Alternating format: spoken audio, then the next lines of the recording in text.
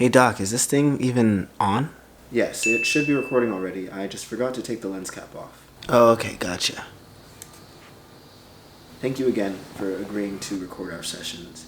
I must say, of all of my clients, you have the most to keep up with. So, this should help me keep track going forward.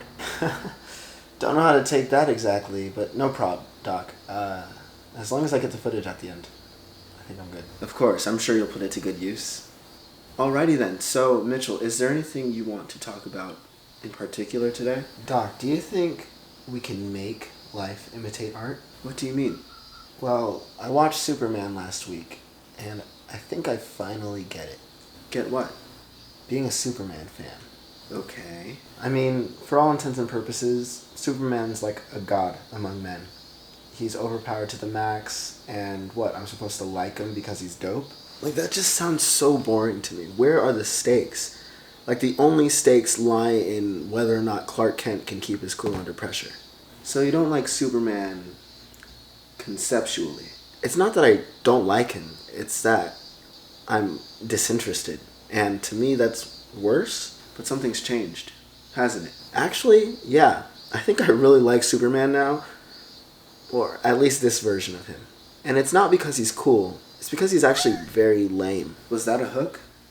It sounded a bit like a hook. So here's the thing, Doc. Growing up, I was never into Superman. The only 2 times I was even adjacently interested was when Batman thought he'd stand a chance against him back in 2016. Why did you say that name? And like a year later when I'd watched enough variant comics videos to pick up and read a few. One being The Death of Superman. Basically, I've only ever thought of Superman as like an obstacle or a feat to overcome. So you'd say that you're more drawn to underdogs then? Yeah, but there's gotta be something exceptional about them. Like Spider-Man, for instance.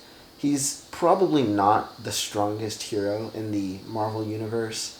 He's a total dweeb, but because he's such a nerd, I can guarantee he can go toe-to-toe against the Hulk or Thor any day. Just on his wits alone. So as long as they've got that one thing that they can sharpen to their advantage against all odds. Exactly. So what makes this Superman different? Well, I'm sure you've noticed over the past few years, Superman has largely been written as the opposition, or at least the fundamentals of Superman. Maybe evil Superman has been such a recurring trope as of late in response to the increasingly apparent oppression that everyday people face every day. But why show that through superheroes? It simplifies the oppressor, gives them a face. I also think it has something to do with humanity's obsession with killing God. That's quite the statement. Care to unpack that? No. Fair. For the first time, Superman was just a guy. A kind, intelligent, strong-willed, kind of snarky, and emotionally imperfect guy. He's kind of like me, for real. Emotionally imperfect? Among the other stuff. Right.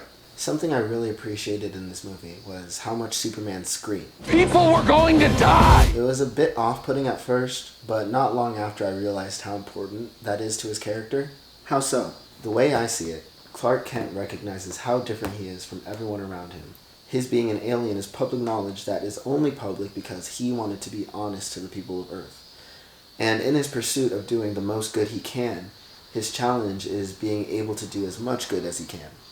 Essentially, his perspective is, when you can do the things that I can, but you don't, and then the bad things happen. They happen because of you. So his heart is broken in how alone he is in his perspective of and placement in the world. Yeah, and that's why he's so emotional. But doesn't that make him volatile? To a degree, yeah, but he's self-aware enough to discern when and how to react appropriately. I see. So for the first time you can relate to Superman, and because he's so much more exceptional than, say, a Spider-Man or Batman, there's something greater to see yourself in. I guess it gives me hope. And what about the movie itself? Honestly, not much different from what I've already said. For one, I think it's dope that James Gunn gets to spearhead his new DC universe with this fresh, optimistic take on Superman. For another, the world's in a dark place right now, but you just can't help but leave this movie smiling. So it's what this movie represents. A flicker in the darkness. Maybe it's time to look up. 'Cause I'm a punk rocker, yes I am.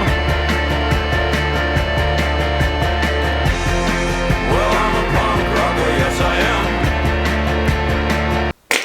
Alright,